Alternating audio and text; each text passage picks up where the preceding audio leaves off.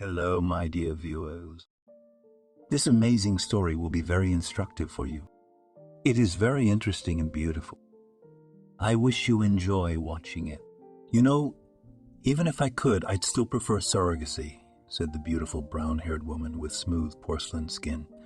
Her neat fingers had the perfect manicure, and her hair was styled in an elegant hairdo. Albert had never seen her disheveled. Charlotte grew up as a child in the home of wealthy parents, studied well, knew French, and knew how to present herself. She was intelligent and had excellent manners. It was impossible not to like such a girl. When they first met, Albert was in love with his classmate. He was a teenage Roman, very emotional and unstable. Were wealthy people with good connections, and his first love did not meet their high standards in any way. Of course, they did not forbid him to see her and treated her kindly, but outside the girl's presence they told him frankly that she was not a match for Albert. He did not listen, however. The parents didn't have to do anything. Like most couples, they broke up on their own, and then Charlotte came into Alberta's life. He was going through a bad breakup with his first love, getting drunk at one serious event where Alberta's family arrived in full force. Charlotte's family was there too. The girl was beautiful and taciturn. She didn't like fuss. By the middle of the evening, Alberta managed to drag a bottle of expensive wine from the table, and he went out on the balcony to drink discreetly. "Maybe I should get you a glass," Charlotte suggested. Albert turned around, frightened. "I thought it was an adult." Albert was 16 at the time. Of course, drinking was forbidden in his family, especially in public. High society was not supposed to know that Hanson's family had any problems. "Well, I'm 18. You can consider me an adult. I don't think you're allowed to drink." "And that's the juice. And what is the reason for such a passion for grape juice?" "Elite alcohol." Albert grimaced. "The usual one. Honestly, the beer tasted better." He didn't get frank. Arrogant, unfamiliar to Barry. "Oh, I wouldn't mind a beer," she said with a smile. Albert was surprised. "I couldn't imagine that those manicured fingers could clean a fish. Maybe we should run away then. I know where they sell good beer in Roach." The girl walked over to him. She looked into my eyes and sighed. "Be sure to call me when you turn 18, buddy." She left for the hall, clinking her heels, and something tingled inside Albert. He decided he was sure to win her favor and have a beer with her. It was a matter of self-respect, a matter of his manhood. Charlotte seemed very unapproachable. She had no friends, no girlfriends. She was Daddy's little girl, doing her best to make her beloved father proud. In fact, he was proud, bragging and success, interested only in her studies, taking care of herself, like her mother, who kept several beauty salons in the city. They had a beer when Alberta turned 17. It took almost a year to win her favor, to prove that he wasn't just a kid, but a grown, serious man. Charlotte's parents liked Albert because he was from a good family. But Charlotte herself didn't pay attention to him for a long time, because he was 2 years younger than her. When they started dating, there was a problem. Charlotte turned out to be ill. It was a rare autoimmune disease. No one in her family had it. It took several years to get tested. The doctors couldn't figure out what was going on with the young girl. For a long time, they tried to write it off as an ordinary illness, but the tests came back worse and worse. Charlotte's father got tired of hearing from his daughter. They couldn't get a diagnosis. He took her abroad. But even there, the doctors could only throw up their hands, and only the most experienced Russian doctor to whom Charlotte came had already determined her illness without any hope. By that time, Albert was already quite rich. He had earned a fortune and was ready to give everything for Charlotte. But the doctors all said that it could not be cured. You can live with it, but no guarantees, no predictions. Everything depended on the mood, on the body, on its peculiarities. Charlotte knew about the disease and accepted the news. Calmly went on living, took the medicine, went to the doctor once every 6 months. "I want to have a baby with you," Albert said. He could not react as calmly to this situation. The man began to have problems with his nerves because of his wife's illness. Charlotte's parents worried wildly and saw that Albert began to get sick with worry, too. They really appreciated him, the way he treated his daughter, the way he cared for her. The relationship between Charlotte and Alberta had soured. She knew she couldn't have a child. The only option was surrogacy. The procedure was not widespread at the time, but it was already being practiced. Albert begged her to do it, but it was already being practiced. Albert begged her to do it, but her wife refused. Charlotte was about to file for divorce. She gave her consent, and Albert found a girl on the ad. When Sandra first appeared on the doorstep of their house, Charlotte only pursed her lips. "So you're going to have my baby?" she asked. The girl nodded confusedly. She was very young, very beautiful. Why would she want to do that? Clearly, it was for the money, but not many people would dare to do that. Charlotte and Albert decided not to ask any more questions.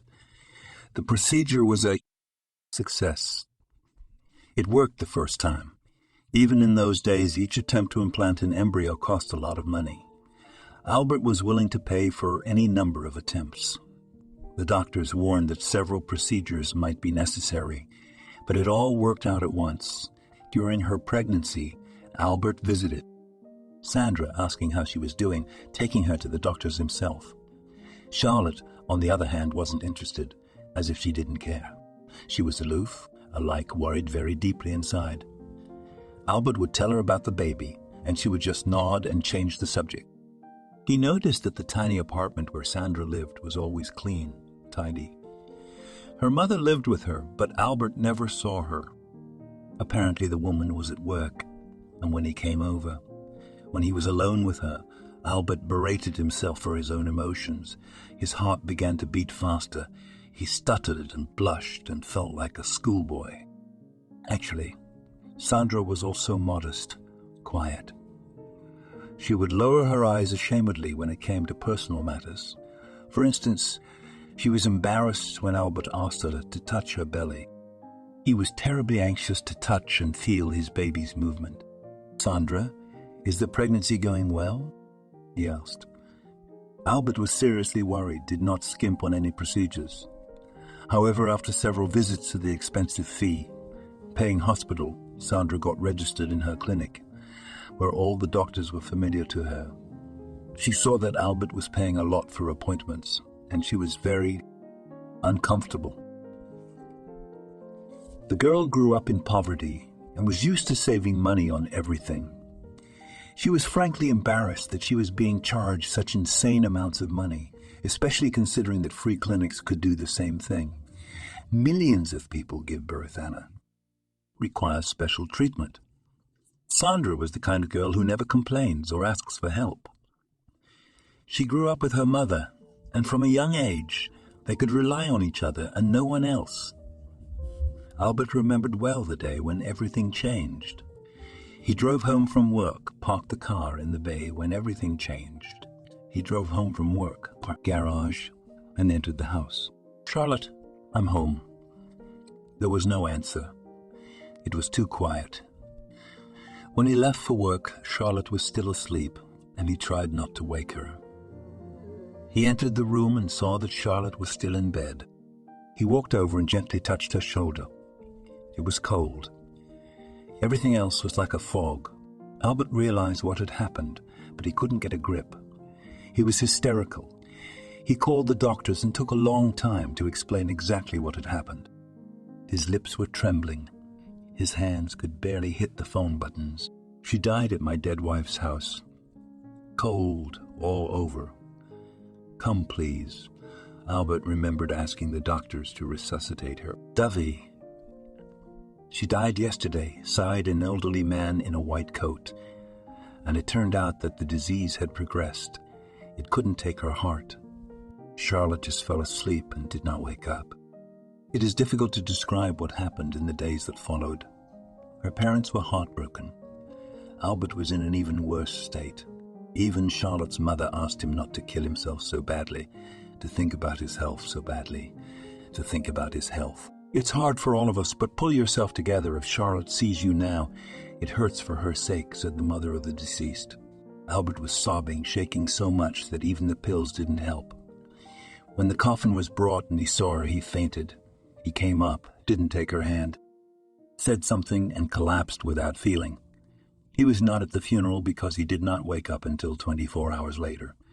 Doctors diagnosed severe nervous exhaustion in Alberta. He did not notice how he stopped eating. All his energy went to keep smiling, to pretend that everything was fine. Music. For 3 weeks, the doctors kept him in the hospital, putting him on EVs and giving him serious medications. Albert returned to his apartment and realized he could no longer be there. He didn't take anything from there, just went out as he was and came to the doorstep of parents' house. Another week passed and Albert saw on the phone, "Sandra, good afternoon. Your son was born at 8:00 this morning. Congratulations. I'll be glad to close our deal with you and give the baby to you and Charlotte," Sandra said. Albert sighed, but Charlotte didn't. On the other end, a bewilderment hung over him. "That's all right. I'll stay with him as long as it takes until she gets here.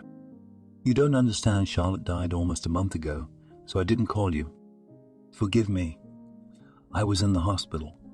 Sandra was embarrassed to ask about what had happened.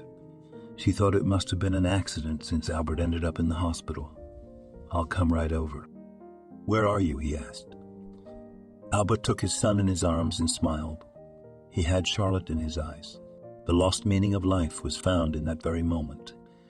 It was another event that once again divided Alberta's life before and after. He paid Sandra, picked up his baby, and walked out of the baby, and walked out of the baby, and walked out of the baby. Maternity hospital, not at all the person he went in there. "We'll go home. You'll live there. And so will I.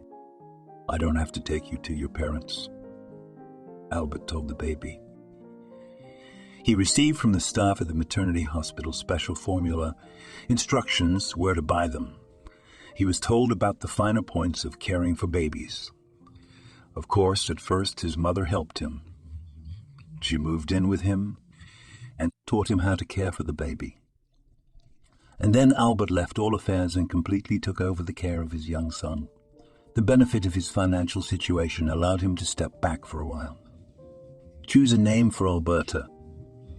Did not rely on his taste. He and Vika never talked about it.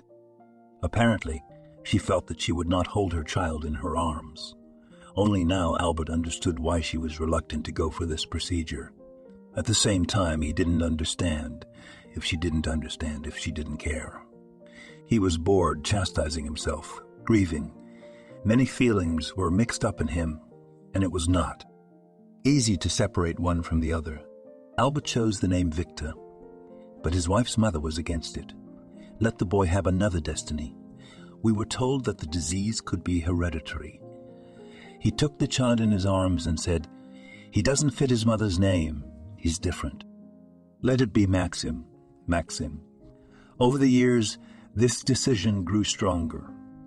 Albert became convinced that his son did not look like Charlotte at all. Yes, there were features of a woman in his face, but otherwise he looked more like him. He had a wide palm. His gaze was exactly the same as Alberta's mother's, heavy, and he inherited much from his grandmother's, including the skill of persuasion that Alberta's mother possessed. If little Maximka wanted something, he knew how to make sure he got it. Albert himself sometimes wondered how he could do it. As the years passed, meetings with his son became less and less frequent. Albert moved from the city to the countryside. Maxim had a strong allergy to many products and things, and the doctors advised the young father to take the child as far away from the noisy city as possible. He was only 2 years old when Albert sold the city house, which held a mass of heavy memories, and moved to the suburbs. There was clean air, a school, and a kindergarten. It was a village, only without the cows, the sheep.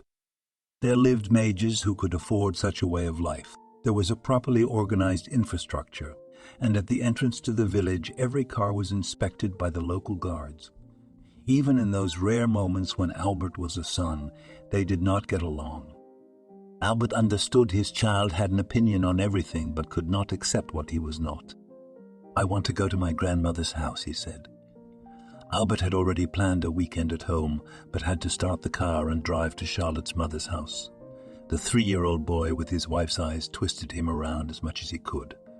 Over time, Albert grew distant from his son, began to let him do whatever the boy wanted, but he himself fell into his work. Albert spent very little time with his son.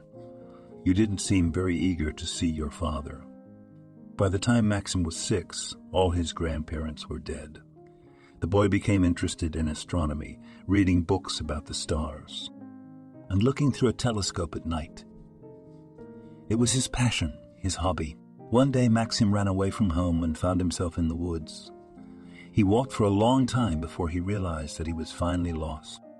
He understood that his nurse Lisa would find him anyway, but he decided not to wait by the weather and went where he thought he had come from. The road was winding and the sun was heading for sunset. Suddenly, a rustling sound was heard behind him. Maxim leaned over, thinking it was some kind of animal, but after a second he saw a boy in front of him. The boy was his height, his age. He had deep blue eyes, bangs, and a surprisingly contemptuous look. "Hey, I was scared. I thought it was a wolf," said Maxim. "There are no wolves here. How silly you are. It's just me." "What's your name?" "I am Maxim." The stranger sniffed his nose and, creaking the branches, came closer. "And I'm Charles." He held out his hand and Maxim shook it. "Let's get acquainted. How long have you known this forest? I seem to have gotten a little lost." "Come on." Only a child could get lost here. They came out of the woods together. Charles told them that he lived nearby. When Maxim came to the boy's dwelling, he found out that it was a tent built of twigs. "And how do you sleep? It's cold here and it's raining and windy." "I have a blanket and it hasn't rained yet.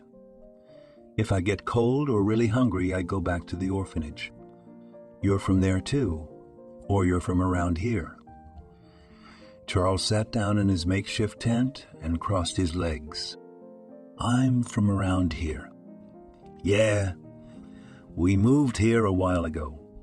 Let's go to my place. Dad won't be in today, and my babysitter is old and not interested in anything, all day long reading and watching TV. You can swim at my place and sleep in the warmth. I'll show you some movies." "And if they see me?" Charles asked fearfully. "If he doesn't, you'll sit under my bed. We'll put a blanket on it, and you'll be warm. It's still better than the cold." Charles hesitated. He looked incredulously in the direction of the well-groomed and combed Maxim. Charles's hair was severely grown back, in need of a good haircut. He was disheveled, scruffy, and his clothes were old and wrinkled. Apparently, he had lived alone for a long time. "Okay, but if anything, I'll run away, and you'll help me. And you won't stop me and tell me I'm better off in the shelter, because that's not how it goes." The boys wandered quietly toward the village. Charles told Maxine how hard life was for an orphan. He did not know his parents. He grew up with the rest of the boys, except that they became cruel and mean, often bullying the teachers, and Charles had a hard time putting up with it. He warned the teachers, and the kids beat him up for it. He started running away a year ago, but back then he couldn't get his own food. He ran away in the winter, not realizing that he wouldn't survive. Now he knew where to steal, where to get a blanket, how to make a fire, and how to catch a fish. He knew his 6 years even how to clean it. Maxim was amazed at how much more mature his friend was than he was. "I'm an orphan too," said Maxim. "I don't have a mother. I've never seen her." "Congratulations," Charles said indifferently as he made his way through the branches. Of course, this orphanhood of theirs could not be compared with Maxim's father, who loved him and, though rarely, but spent time with him. Maxim came home as if nothing had happened. Nanny looked at him with her glasses slightly down. She was an obese woman in her 60s with a clump of gray hair on the top of her head. She held a book with her thick fingers. She could read for hours, sometimes aloud, Only Maxime was not interested in love stories and detectives, and Lisa did not like to read fairy tales. They were not interesting. "Come wash your hands. There's porridge on the table waiting for you," she said. Her father did not encourage eating in front of the television, but Lisa knew that if she let the boy eat in her room with the cartoons, then she would not have to sit with him. She often brought food right into his room, and he was only glad because he didn't much like spending time with the babysitter himself. If he stayed with her for more than 10 minutes, she would invariably start telling him about her childhood, about the Soviet system, about the pioneers. "I'd rather hit the glass with styrofoam," thought Maxim, and agreed to anything as long as she sat down on the sofa and concentrated on her book. Maxim told father that he had been playing with Nanny all day, that they ate together in the kitchen and did household chores together. She smiled widely with her sly Lisa smile and said, "What a beautiful child Alberta has. Any parent becomes disarmed if you praise him. That's why I didn't work for them for the 3rd year, and Maxime for the 3rd year, and Maxime for the 3rd year was learning to do his own thing. There were guys in their village, but they were all a little older or a little younger. There were no peers. The older ones hurt Maxime, and he stopped going near them, and he did not like to play with the little ones. So when he saw Charles, he took hold of him with his claws and dragged him into his house. It was as if he felt a kinship with him, took him for one of his own. They were of the same height. They thought alike, and at 6 years of age, they thought alike, and at 6 years of age, they were both terribly lonely. Maxim went up to the 2nd floor to his room, closed the door, and opened the window. Charles immediately came up the stairs to him. He boldly climbed over the windowsill and was inside. "We need to get you in the shower first. Let's go." "I have my own shower. There's a washing machine in there. My dad taught me how to do my own laundry. He bought it for me separately so I'd be independent." Charles sighed. Charles bathed in the bathtub for half an hour, unable to sit still in the warm water. Maxime was sitting there in the bathroom behind the curtain, waiting for his friend. Charles told him about the orphanage and the boys there, and soaped himself with pleasure, inhaling the smell of expensive baby shampoo. He also told him not to peep. He must have been very embarrassed. Actually, Maxime was not going to. He sat quietly with his back to the bathroom and chatted with him. Suddenly footsteps were heard, and there was a knock at the door. "Are you there?" the nanny asked. Every hour she came to check on the baby, even though she didn't particularly like climbing the steps. "Yes, I'm taking a bath." "Don't come in, please," Maxim said fearfully. "Oh, how grown up we have become. What haven't I seen from you?" Laughed, wiped the floor behind him, and washed the bathtub. Maxim gave Charles his clothes, dressed him completely. Socks could only be thrown away, but the rest was rinsed in the machine, including shoes. "Nanny surely won't burn?" asked the little guest, enthusiastically finishing his porridge from his plate. "Right. Don't be afraid." "What are you going to eat?" Charles asked. "Don't worry. I'm not hungry. There's always food in the fridge, and sandwiches won't go amiss. How easy it must be to live like you. You have everything." Maxime became quite offended. "And don't you think I'm a cheese and butter here? I don't see my father. I don't know my mother and Nanny. You've seen her. She's not my friend. She just makes sure I'm not in trouble. I'm all alone here. But I have a different problem at the orphanage. There are so many kids there, and they're all different. One roars, one fights, one steals. The older ones are bullied. They're to be feared. The younger ones have to be protected and looked after. Teachers are like your babysitter, just making sure that by the end of the day no one gets hurt. The food there is quite bearable, except there's these guys that make me run away all the time. They bully me, beat me, make me do humiliating things, and they all get away with it. It's too early to put them in the children's prison. The educators themselves are afraid of some of them. And the older kids behave better than this gang. So why don't you get together and beat them up? There are more of you normal guys, Maxim asked. Because we can't stand the competition, Charles reasoned businesslike. They can pull a fork and stick it in a leg or a throat. It's happened before. At least that guy didn't die. They can do anything. We're not like Dyke. Everybody's afraid of them, and I'm avoiding them too. Well, gee, stay with me. Maybe I'll talk to my father and he'll adopt you. Maxime glowered.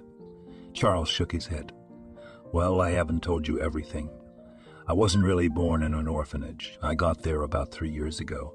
I have a mom, except she doesn't come to see me at all. The guys tell me she's dead. I don't believe it. I looked for her, but I couldn't find her. When you run away from an orphanage at 6, you can't just go to the police and say you're looking for your mom. They don't take you to her. They bring you back, Charles said. And you don't want to be adopted because you're waiting for your mom to take you in. Yeah, the boys sighed and fell silent. Charles knew he was pathetic, but he hated being pitied. He didn't want to be pitied, and Maxim felt it subconsciously and tried not to pity him. He changed the topic of conversation. Then they turned on cartoons. By the time the babysitter came into his bedroom, Charles was already nestled comfortably under the bed. He just lurched and stayed still while she assessed the mess in the boy's bedroom on a 5-point scale. That's no good, my friend. I'm not of an age to be shoveling your socks out from under the bed, Lisa said menacingly. Hearing about the socks under the bed, Maxim was frightened. If she got in there, Charles would be declassified, of course, so I'll clean it myself, I promise. Give me 10 minutes, and the room will be perfect. And no socks under the bed. Pioneer's honesty, Maxime said. Nanny smiled when she heard honest Pioneer clocked in and left. She was gone half an hour. During that time, Charles helped Maxime put things in perfect order. What's this? Is this the way your things are stacked, or are they just lying around on the chair you're not used to order? But that's all right. As our elders used to say, it's fixable. Charles talked businesslike, folding things like in the army, perfectly straight. By the time she came to check, Charles had already crawled under the bed. She glanced around the room, looked at the folded things, at the put-away toys. Did the cleaning lady come to see you? She asked seriously. No, I was just learning from you. Maximka found something to answer again. Soon Albert arrived and let her go home. She lived next door and rode her bicycle home. When she climbed on it, it always seemed to Maxim that the wheels were about to bend. But it didn't. His father walked into his son room and sank tiredly on the bed, bringing Charles' face close to spring. So, how was your day? Albert asked. There was gray in his temples. It can be hereditary or due to a lot of stress. Alberta had both in his biography. That's great. I walked, I cleaned, I lived life to the fullest, Maxim retorted. That's great. Don't forget to read. You're going to school this year. Spring is almost over, summer will fly by, and you'll be a schoolboy, Maxim nodded, and his father left. That's it, you can get out, Maxim said. Charles climbed out from under the bed. Doesn't he come over to say good night anymore, for example? Is he a drinker? No. He seems to drink in the evening to get a better night's sleep. He goes to work in the morning. Nanny says most adults do that. Anyway, I've never seen him drunk, Maximka answered. Nice daddy you've got. Just must work hard to have such a great house in the country and a babysitter and a bike and a TV and porridge. The boy sighed. Yes, I get so angry with him sometimes I want to talk to him, to share. He's always busy, always at his work. He says I'll grow up, I'll understand. What is there to understand? When I grow up, I won't have to talk to him. I will have friends, a wife, and kids. I'd give a lot to have a father like you. Except I don't have one and I never did. So, like a squishy, attention-seeking man, Charles spewed. Maxim was offended by his words, but at the same time he felt ashamed. After all, if you look at it from the point of view of an orphan, he is right. The next day when Maxim's father left, Charles began to pack. "Where are you going?" Maxim wondered. "Home," Charles replied. "Back home in those branches, or what?" Yes. There's plenty of room. Plenty of food, too. It's warm." "No, I can't live here. It's not fair. My things are dry. I'll wait for you there, and you come back if you want." Maxim was sad. He tried to talk Charles out of it, but he left anyway. He climbed out the window, went down the fire escape, and ran away. "Well," Maxim sighed. "He stayed home until noon, and then he asked me not to go for a walk and came to Charles's makeshift hut. He sat there. 'I brought you something to eat.' 'Take it,' Maxim handed him the sandwiches. Charles was very pleased with them. 'Have you eaten yourself?' he asked thoughtfully. 'Don't worry about me, I always have food,' Maxim replied. 'And don't you worry about me.' 'Thanks for the sandwiches. I know what I was thinking. Maybe we could make a treehouse with you. You're scary to come to. If your babysitter had peeked in the bathroom yesterday, or your dad had noticed my foot under the bed, I'd be in a shelter by now. They're looking for me. Let's make a house. I'll live there. It needs to have a roof and walls. We can do it with you. The roof could be made out of fabric. I've got one in my yard from an old shed that the old owners forgot. My dad wanted to put it in the trash. Let's go get it and divide it up into branches. Then you won't be afraid of rain or wind. It's very big and sturdy. We'll fasten it to carry the layer in the wind. And we'll make a floor of planks, just not heavy. You'll have to work hard to lift them and tie them to the tree somehow. We could do it with nails." The boys found a suitable tree and dragged a bunch of stuff from the shed that was next to Maxim's house. All kinds of old junk was stored there. It took the boys a few days to build the treehouse. Only a week later it was finished.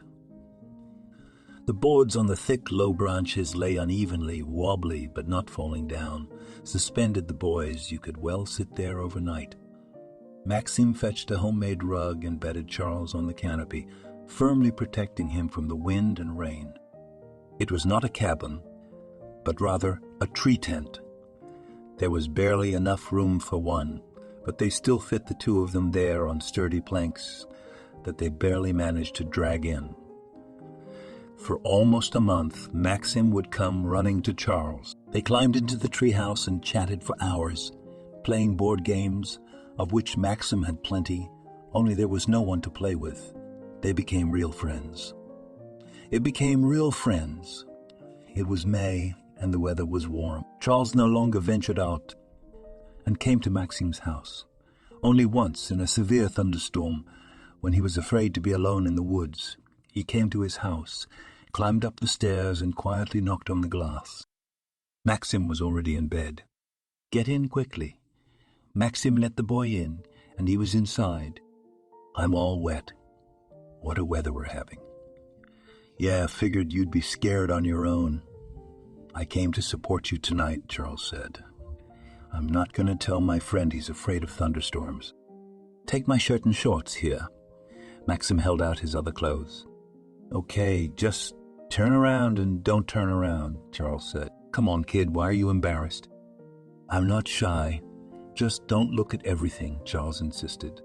"Well, you're shy, although I've become shy too as Lisa gets older." Maxim sighed, standing with his back to his friend. "It's just that we're in an orphanage. We're trained not to stare at each other. You can get punished for that," the boy explained. Charles climbed habitually under the bed. Maxim was on the bed. He was embarrassed that Charles had to sleep down there on the hard floor. Whether it was comforting or not, there was a fluffy white palace in the bedroom. At times, Maxim himself fell asleep on it to cartoons. Early in the morning, Maxim was awakened by Charles. "I'm off. I don't want to get caught here. Let me at least get you some food." "It must be cold outside after the rain," Maxim said. "That's all right. And don't come tonight. I'm going into town. I have to go to the orphanage. I have some boots and things there. I'll be back tonight. It's a half-day's walk, so come back tomorrow. If you get caught..." Maxim sat down on the bed and frowned. He had become so attached to Charles that he was afraid of losing him. "Don't worry, it's not my first time there. Nobody cares about us. Take my boots, I have plenty of them." "No, I don't need to." The boys would say, "If my mother was looking for me, I should ask if she came." The tutor would surely say, "I should ask the boys if they know anything about me. I have to see my folks, but I'll be back. Don't be afraid for me." Charles smiled and climbed out the window. Maxim closed it and shivered. The room immediately felt cooler. He shook his head. It didn't feel good on the inside. It was the first day he would spend without his best friend. Maxim stayed in his room all day. The next morning, as soon as his father left and the nanny opened the book, he rushed into the woods. Only Charles wasn't in the treehouse. There were some of his things in an old torn bag, a couple pictures, notebooks with drawings, pebbles with smooth edges that he was collecting for some reason. He looked for it everywhere, and in the branches he used to live in. His soul ached with worry for his friend. What had become of him? Maxim was so worried that he couldn't go home, kept sitting there and wouldn't move because he was afraid that as soon as he left, Charles would come and not see him. Suddenly he'd think Maxim hadn't come at all. Be offended and leave forever. Children's bottomless fears fill a child's entire world, crowding out everything, including common sense. When it's already dark outside, they start looking for Maxim. He thinks, forgetting that there is a nanny, that there is a nanny, that there is a father. He thinks only of Charles, what's with him, how he is. When it became quite dark, and his stomach tired of rumbling with hunger, Maxim heard footsteps. He looked out of the cabin and saw his father. He wasn't cursing or yelling. Albert climbed up on a branch and looked into the cabin. "So what are you doing here?" he asked. "I'm waiting for a friend," he admitted honestly. Now, when Charles might have needed help, he had to do the mature thing, which was to ask for help. Maxim suddenly cried, whether from nerves or from fear or from hunger. He had sat all day with a pile of sandwiches in a bag he had brought for Charles, but he dared not touch them.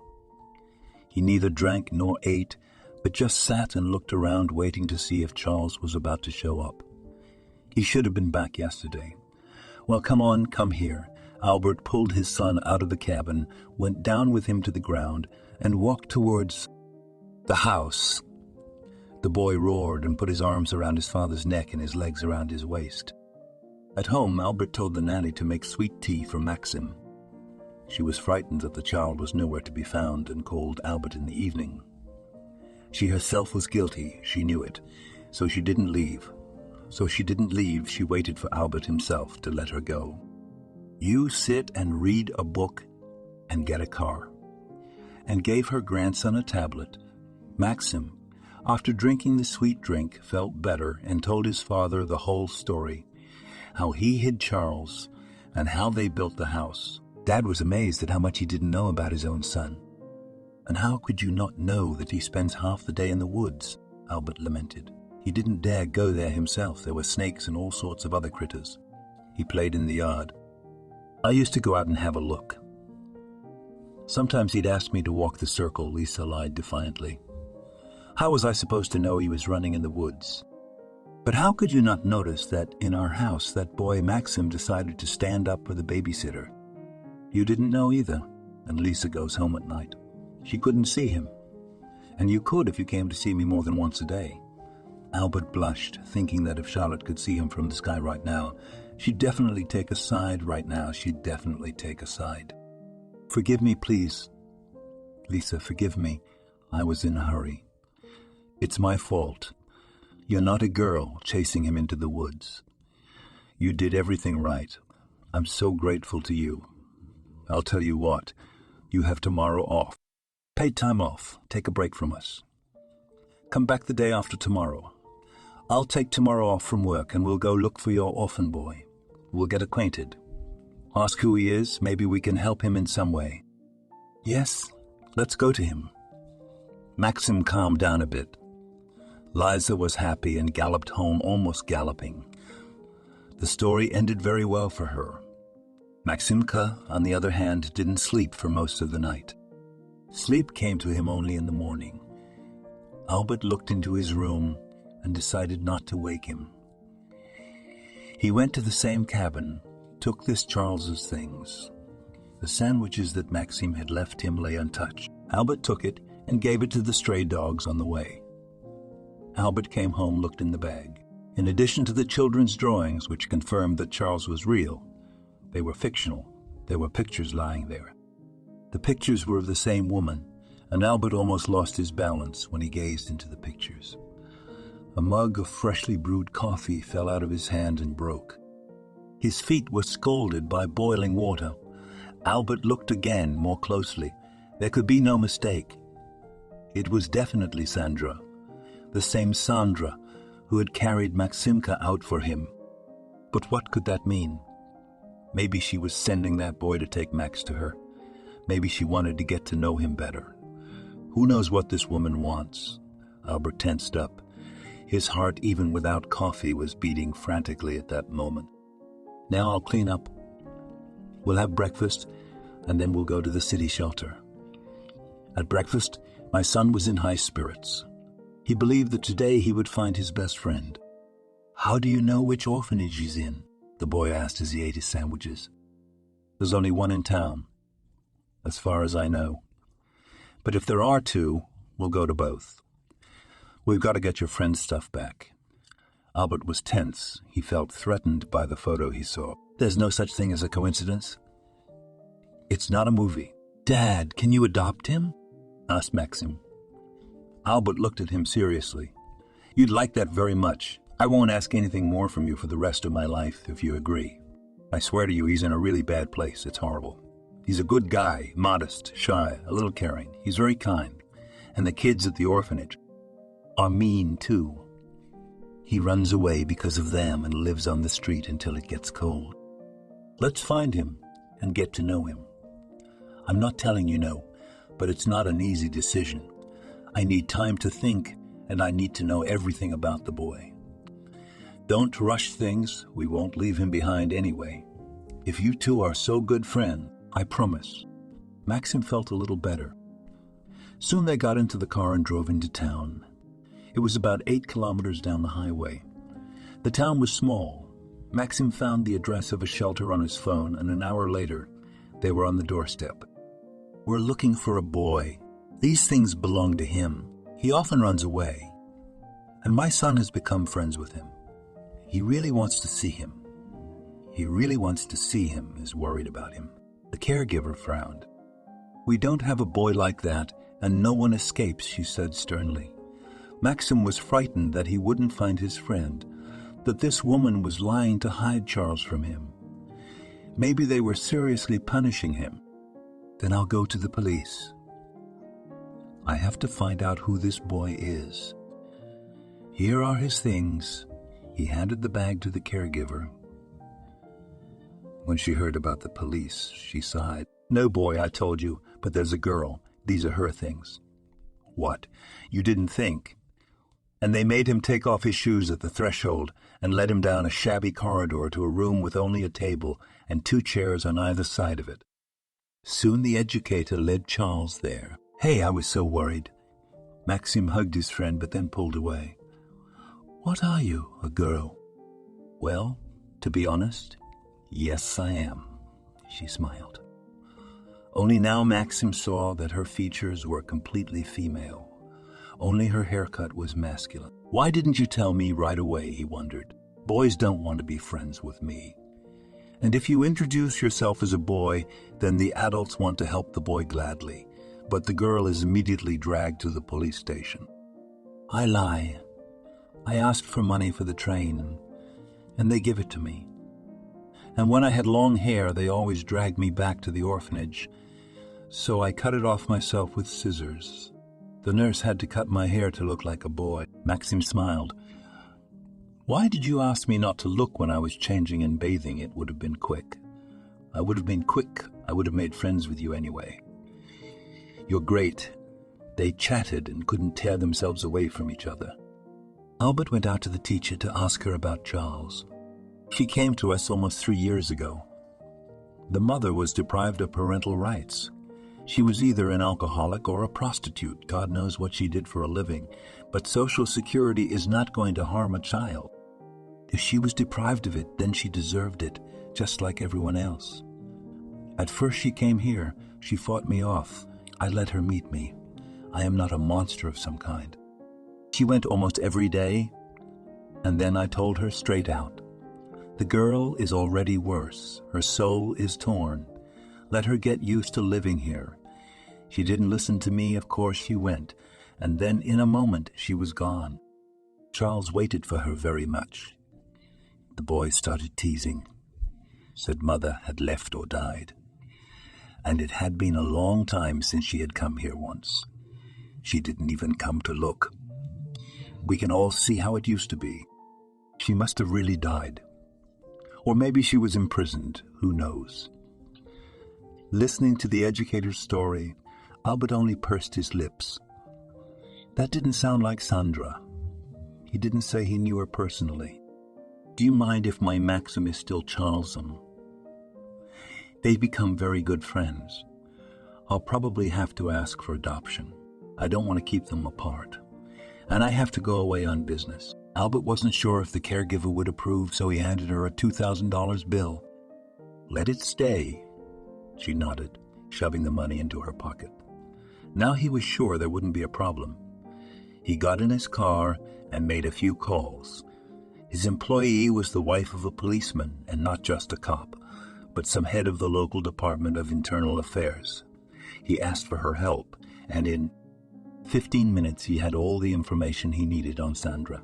He arrived at the address he was given. The apartment was in an apartment building on the 7th floor. The elevator didn't work. Albert climbed upstairs and rang the doorbell.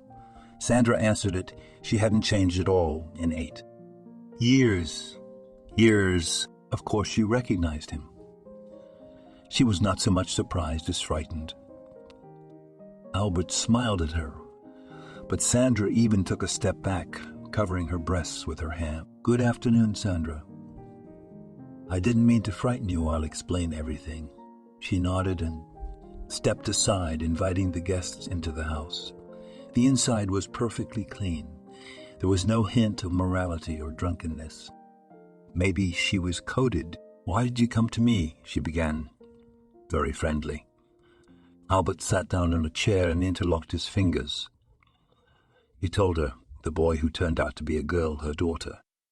"Yes, that's my daughter." "What do you want?" she asked. Albert couldn't understand why she was frightened and why she was being so rude to him. He had paid her everything as it should be. Maybe she had suffered a serious psychological trauma. She gave up her child. That's why she gave birth to the second one right after. Maxim was born. "You see, I saw your picture and thought I'd find you. I can help you. I have some connections. Tell me why you were disbarred. My son is very attached to your daughter. He even asked me to take her out of the orphanage and adopt her." Sandra jumped to her feet. "Don't you dare. That's my daughter. You've already taken one child from me. Yes, it was yours. I carried it, and you don't know what it is, and you can never understand me. Don't you dare take her."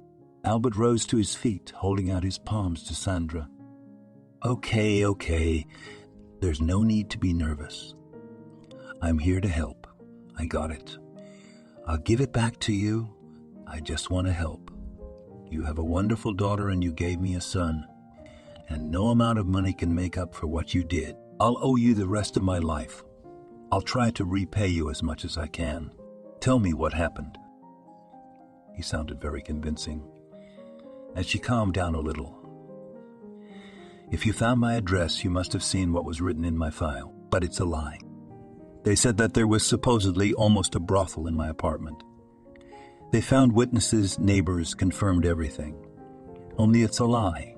The neighbors they bribed, they weren't even from my apartment. They went to my real neighbors, but everyone turned them down. No one wanted to slander me. Everyone knew I was just an ordinary store clerk, a good mother. We had the most ordinary family, Albert frowned. Sandra. Who are they? Their last name is Fox. He works as an operative. She opened her own beauty salon. There's a lot you don't know about me. I went into surrogacy because it was the only way for me to find money fast. When I was carrying your baby, my mother was very sick. She had a routine surgery to resect an ulcer, but it was done very badly, and it was getting worse and worse to eat. Then they found a tumor there. She had to be treated, and urgently. I had two options. Go to escorts or surrogate motherhood. I applied to all sorts of foundations, but they refused me. Somewhere, they put me on a waiting list. People were eager to help children, and my mother was over 40. I had to do something, somehow to find money. I applied to the bank, but my salary was not enough to approve the necessary amount. Then I saw your ad, just came across it in that newspaper, and decided that I would call. Mom was already sick and wouldn't get out of bed. You had promised me maintenance before the birth and a good sum after. That covered all our expenses and enough to pay for expensive treatment. I wouldn't have gone into debt. I couldn't refuse. You didn't know. I didn't tell you, but I had a fiancé. He was the son of teachers, a decent man of the old ways. We didn't sleep with him. We were saving ourselves for each other. We decided to wait until we were married and then be the first. When I told him I had found a solution and voiced it, he was against it. He told me to say no, that we would find another way out, but he offered nothing. My mother's life depended on it, and he was strictly forbidden to go for it. I had no choice but to return the ring and break off the engagement. I lied to my mom and told her he cheated on me, otherwise she wouldn't let me do it. When I went to the doctor for a checkup, she was shocked. A virgin wants to become a surrogate mother. I asked her not to tell anyone. She cried and told me about her fiancé and my mom's disease. I had no one else but her, not a soul in the world, you know. He was shocked, too. Thought he wanted to buy a house or start his own business. Whatever. Thought, but really didn't know. I had the baby for you, did everything I needed to do, and my mother and I went to the capital for the surgery. It was successful, but the tumor came back. This time, it was malignant and metastasized quickly. I had to have another surgery. I contacted a couple who also wanted to have a child. They also placed an ad. I called them and told them that I was already a surrogate mother and they were ready to do it again. But I need half, the amount at once.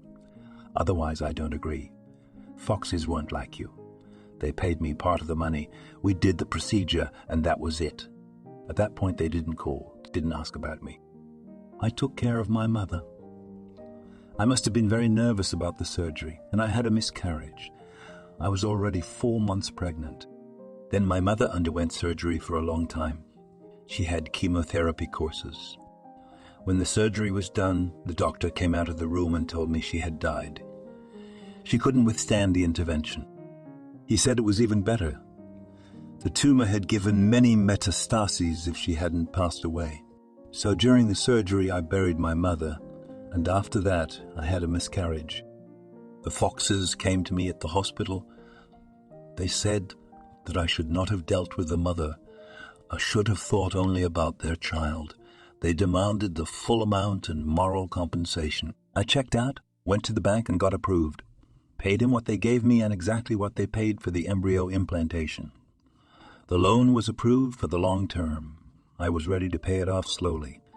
I had a job, except they demanded the same amount more. On what grounds, Albert wondered. They said I killed their baby. The situation was not easy. I lost the baby at a long term. They had already set up a nursery, told everyone that they were going to have a baby. They were upset, and it was like they were freaking out. I told them everything as it was.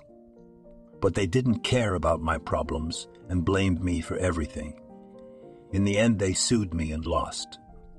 The judge said that the miscarriage was the result of psychological trauma and nervous shock. It was not my word and intent. I was following all the doctor's recommendations. I was just supporting my mother. She was not a bed patient. She took care of herself. She just did not go to work. I didn't hurt the baby in any way. But what happened was what happened. The court said that the amount of money that I gave the Foxes back right away, too, they should give me back. It was originally written in our contract that they were paying half of the money up front, and it was non-refundable. They went to court themselves and put this contract in the hands of the judge. I did not demand anything. I gave them the money against a receipt. I transferred it to their account, and it was traced. Maria Fox was furious. Not only did they lose the trial, but they were also left in deep deficit. After that, they had to give me all the money back, and I gave it back to the bank. That's when her husband, John, got sneaky. He's an operative, and he couldn't do anything to get me disbarred. He bribed the neighbors, put some criminals up to it, and I was charged with trafficking myself. Suddenly, I went from being a store clerk to an escort. I didn't understand why she was doing it. You only get a fine for that. I was issued a fine. I paid it. But it turned out that he dug deeper than I had seen. After the fine came to me custody and said that the child was taken away from me. The neighbors, bribed by the Foxes, wrote an official complaint. It was such that it made my hair stand on end. It turned out that I was not feeding my daughter, that she was a thing. Said I slept over many times because I bring men into the house and we make a lot of noise at night. Charles denied everything, but who would listen to a 6-year-old child? Couldn't the testimony of a kindergarten teacher? The other neighbor stood up for me too, but I was still disenfranchised. After my daughter was taken away from me, Maria Fox came up to me. She was also at my hearing. That's the way you want it. You took our baby from us and we took yours from you. You know what it's like now. Feel it for yourself, she said. I understood that they were more offended by the money than by the child. I don't know, probably altogether. That day I wanted to end it altogether, but I decided that I would still be with my daughter. I went to see her all the time, and the caregiver said it was harder for her to adjust that way. I went to court. I asked for custody again, but it was denied. That's when I gave up. Did what the caregivers told me to do. Gathered a lot of testimony from everyone I had contact with over the last month. I take tests to have certificates that I do not drink and do not use illegal drugs. I'll bring her back. Albert shook his head. Your daughter built a tree house and lived in it. Sandra cried. This is my little girl. She always dreamed of having a tree house, like in one of the fairy tales, which is what I read. I will help you. I don't think the court will give you your custody rights back.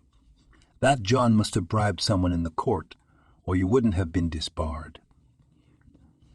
It's the far side of the world. There's definitely something wrong. If he bribed his neighbors, the judge could have bribed him too. Albert said goodbye to Sandra, left her his phone number, and went to get his son. When he arrived at the orphanage, Maxim and Charles were sitting by the window and talking about something. She doesn't have friends like that here. She doesn't get along with anyone, the educator told him. You should really take custody of yourself, and your Maxim care will be good for her and us. She's a devil in a skirt, that's for sure. She cut her own hair obliquely. Can you imagine? Everyone was shocked, and she didn't care. So she's a good girl, capable with a high intellect, only she doesn't like it here. And she always goes against the system, against everybody here. She's silly. She doesn't understand that it's not us who keep her here. She lets her thorns out and won't let anybody near her. She has no friends and no girlfriends. Psychologists unanimously assert that she's completely normal and that her behavior is a reaction to the situation. But she doesn't trust anyone, not even psychologists. She closes herself off and doesn't listen to anyone, doesn't talk to anyone. She constantly gets into fights and stands up for the weak. The children here have their own order, and she does not like the willful. If you do not take away, I will recommend her to all coming parents to take away as soon as possible, and what the good will punish us for her constant escapes. They'll fire her and won't ask her last name. Albert sighed. I'll take her, I promise you. And her mother is good. Believe me, she's decent. I've known her for years. It's just that she was separated from the baby on purpose, Albert said. Maybe you're her daddy, then. You would have no problem giving her away, asked with suspicion the educator. Unfortunately, no. I'm not the father, but her mother is wonderful. We'll get her out of here soon. I'll do anything for that, Albert said. He and Maxim left. She heard what Albert said. Albert took a few more days off work, good thing for the boss. He stopped by there, ran an errand, and left. An hour later, he was standing outside a small private house. Inside, he could hear a baby crying. Rang the bell. The bell rang, and a man came out to him. What can I do for you? He asked gruffly. Albert held out his hand and introduced himself. I'm dealing with the Sandra issue. You contributed to her daughter being taken away from her. How can we resolve this issue? Albert asked. The man looked around and closed the door behind him. Where are you going? He asked in a sarcastic tone. Albert wasn't frightened. He wanted to solve everything peacefully. Look, I know all about it, and I know about bribing somebody too. I'll outbid you. Your witnesses will confess in court. You'll go to jail, and maybe you'll lose your stripes too, Albert said. He knew all he had to do was find the pressure point. What are you talking about? Who are you?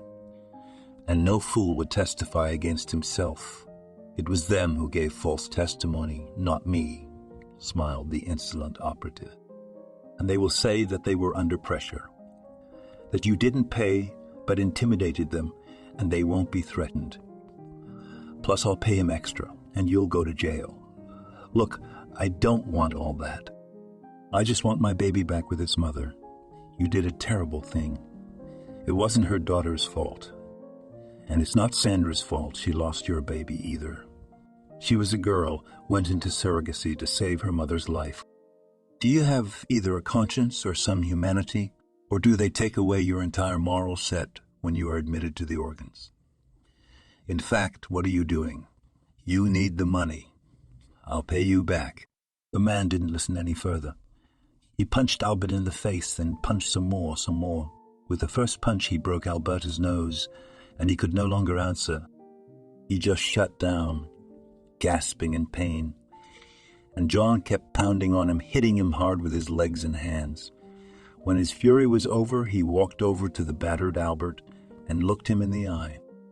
She killed my baby. The doctors said it was a boy. You have a baby, Albert groaned, leaving him alone. John turned around when he heard an infant crying behind him, coming from inside the house. It was my sister who came with her children, and God didn't give us children. After that, Sandra, my wife had another operation, and now we'll never have a baby again. She took away our last chance. We paid her, and she was obligated to carry our baby. We buried our unborn son. He has his own grave, you know. We go there every year, except for the date.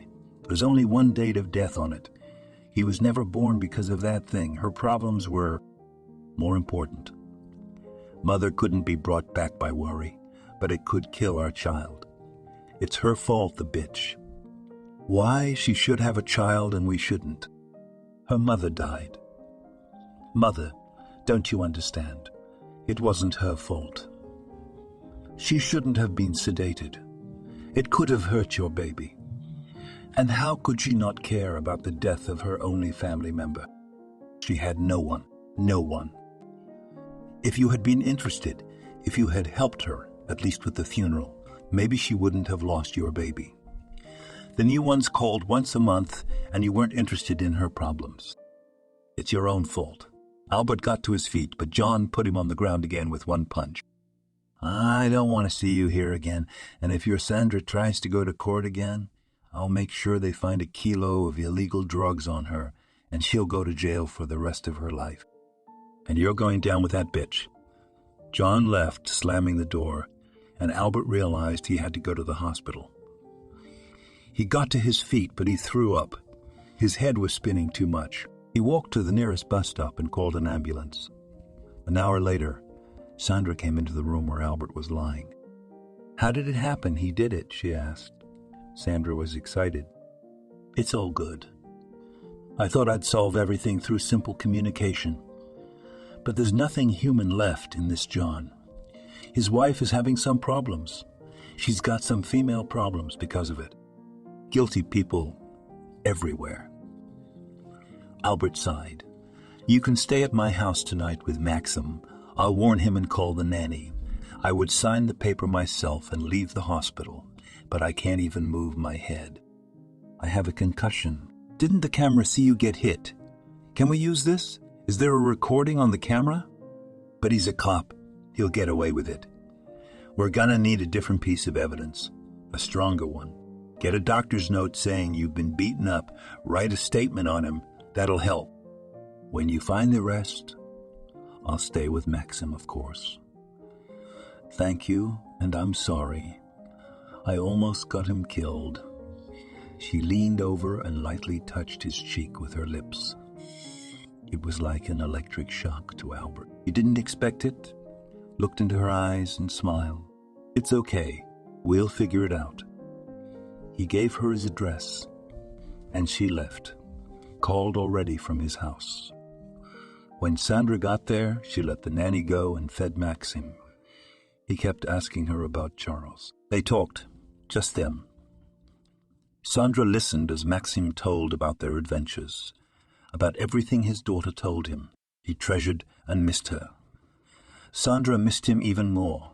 Albert stayed in the hospital for 4 days. All that time, Sandra helped Lisa look after Maxime. Both the nanny and the boy liked her, and when Albert returned, he felt as if he was in a real family, as if Sandra had always been here. While I was in the hospital, I wasted no time. I hired a private detective who found enough dirt on John to put him away for a long time. Are you ready for this? Sandra nodded. Albert laid out the papers on the table in front of her. There were the facts of the beating and intimidation of the witnesses. There was so much information. He had stolen, beaten men and women. Isn't that enough? Unfortunately, the information is circumstantial, and not every witness is willing to testify. We have to be sure. And I'll start with the people who turned against you. I have all their information. Albert spent the day with his son, and the next day he went straight to the witnesses in Sandra's case. It was an old married couple. I want to restore justice. Help. If he has paid, I will give more. Say that he intimidated you, and nothing will happen to you. And the little girl will go back to her mother. He didn't pay us. He helped my son get his sentence reduced. He got out early, and I don't want him going to jail again for anything. I won't testify, she said. Go away, kid. We're no help to you. You know, we got a kid, too. Albert nodded and walked out.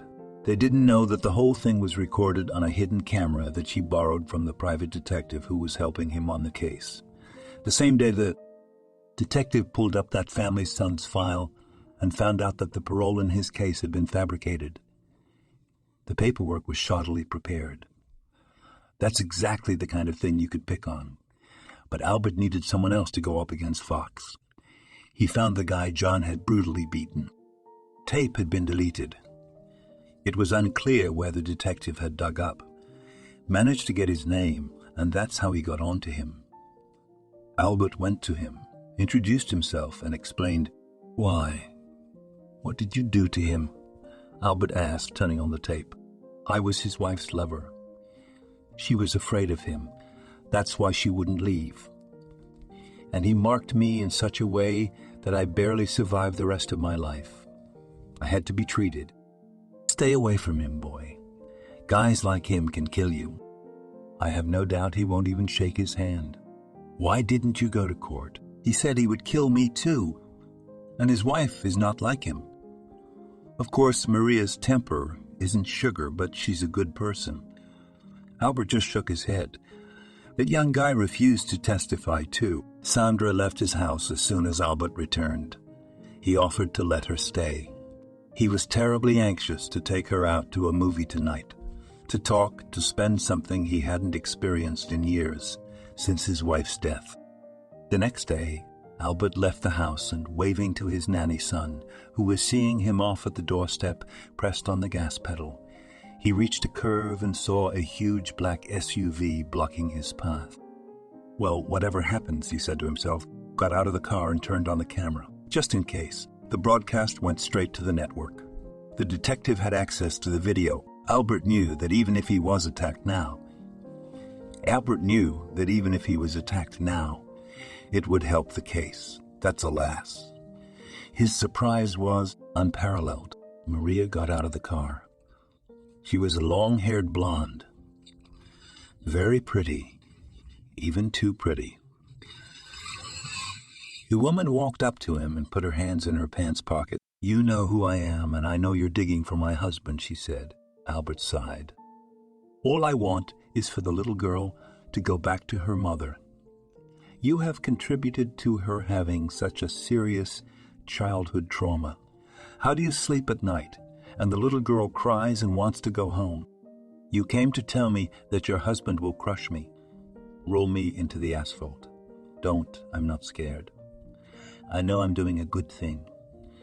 It's worth any price I have to pay. Sandra will get her daughter back, you'll see. And not you or your husband will stop me."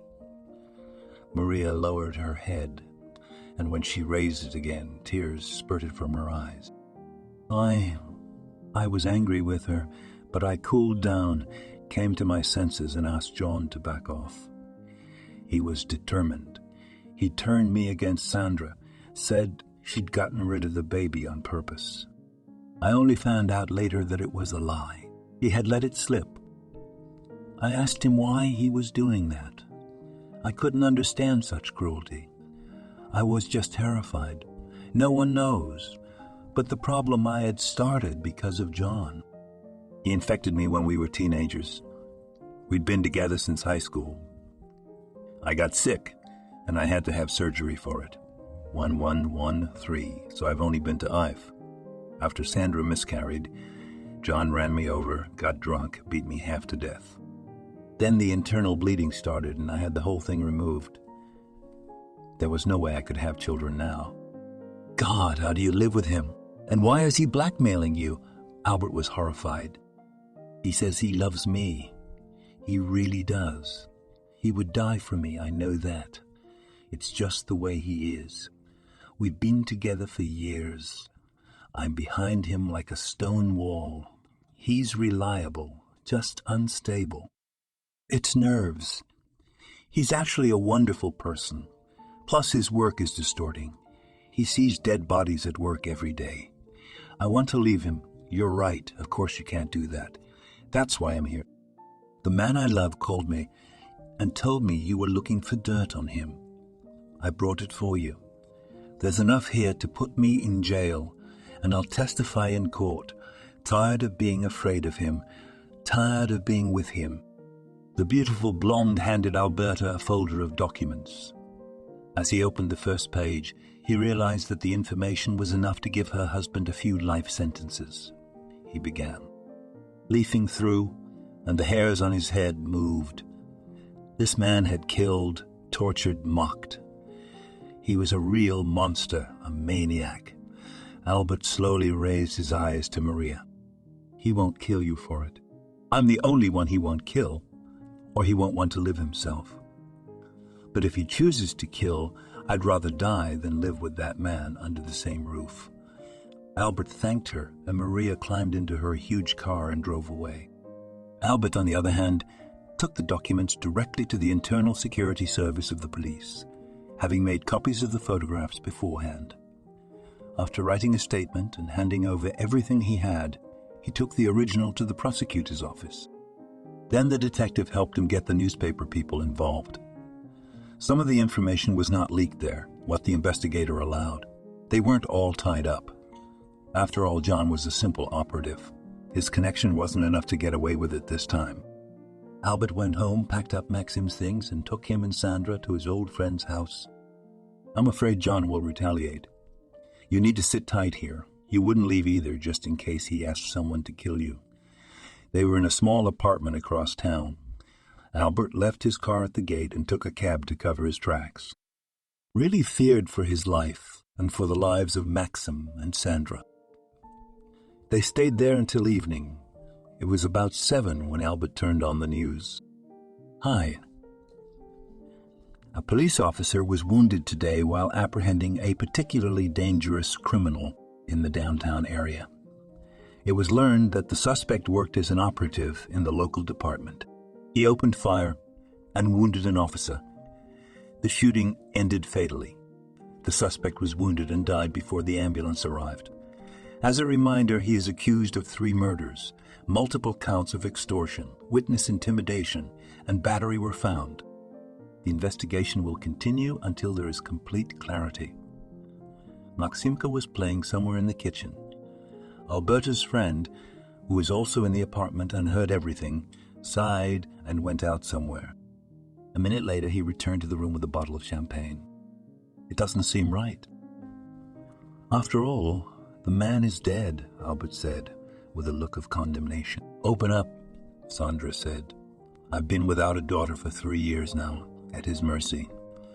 In the evening, when the boy was already asleep, they met in the kitchen. In the semi-darkness came a drink of water. I wanted to offer you something. Stay with us and let's go out. I think I'm in love with you. No, I'm definitely in love. Albert moved closer to her and tried to kiss her, but Sandra stopped him. There's something else you should know. If you forgive me, I will remain you because our feelings are mutual. But I am guilty before you. The thing is, that day I gave birth to 2 children. I had twins. I knew it, so I kept it a secret. When I got pregnant, I realized I just couldn't give the baby up. And when I found out it was going to be 2, I made up my mind. You know, I'd die of grief if I gave you both babies. Charles, she's Maxim's own sister. I know I stole your daughter from you, but she's my own. You don't know what it's like to carry a baby and go through labor and delivery and give up a child. Sandra was silent. She was sure Albert wouldn't forgive her, that he would want to take Charles away from her. Keeping this secret was hard. Albert had risked himself to get his daughter back to her. He deserved to know the truth. Even if he would just take the child away from her now, Sandra would at least know that Charles would raise the best of men, the most worthy of fathers. She loved him too, overwhelmed with gratitude, and there was simply no room inside her for secrets. Albert raised his eyebrows. She's my daughter, he asked. Yours and Charlotte's and mine. I'll call a cab and leave. Call me tomorrow and tell me what you've decided. I'll accept whatever decision you make, knowing that I'm very sorry to you. Sandra wanted to walk past him, but Albert caught her by the arm and took her in his arms. Thank you. You gave me a daughter. It's not for me to judge you, and there's nothing I can do about it. Nothing I can do about it. But I am happy. I have a daughter, too. How happy I am. Things are so much easier now. He circled Sandra around the kitchen. She didn't know how to react. Sandra thought he would slap her on the cheek, yell at her, want to put her in jail. But it didn't turn out that way. The next day, Albert left home early in the morning. Sandra was very worried. He might have changed his mind, realized that Sandra had taken the baby from him, stolen it. But Albert did a paternity test, paid a lot of money for the urgency, and came home with her in the evening. Sandra couldn't be happy. The little girl, sobbing, clung to her mother and wouldn't let her go. Alberti himself wept. When the passion subsided, Charles and Maxim fell asleep on the fluffy white carpet in his room. Albert took the children to their beds and returned to Sandra. I've had time to think about it. I don't know what it feels like to give up my child, but I imagine how I felt. If I had to give up Maxim to someone forever, I would die on the spot from the pain. Besides, it was hard for me at the time. Charlotte died, and I just couldn't handle two by myself. I can't judge you. You gave birth to my children. I just have one question. Are you sure there wasn't a third? Sandra laughed. Right. There were only two of them. I put the nurse up to it. She chose which one to give to me. I couldn't. I don't know how I could have decided on a second one, surrogacy. I just really wanted to have a mother. My offer still stands. We're not going to separate brother and sister, are we? Albert asked. Sandra nodded. If I didn't disgust you after what you found out, I would like to stay. I'd like to be near Maximka with you, with Lisa. You could sure use your help. Now there will be two tomboys. Albert hugged her and for her. The first time in his life he felt like he was home. He realized he hadn't felt that way with Charlotte. Probably only felt that way as a child when he ran to his mother and cried that he had smashed his knee.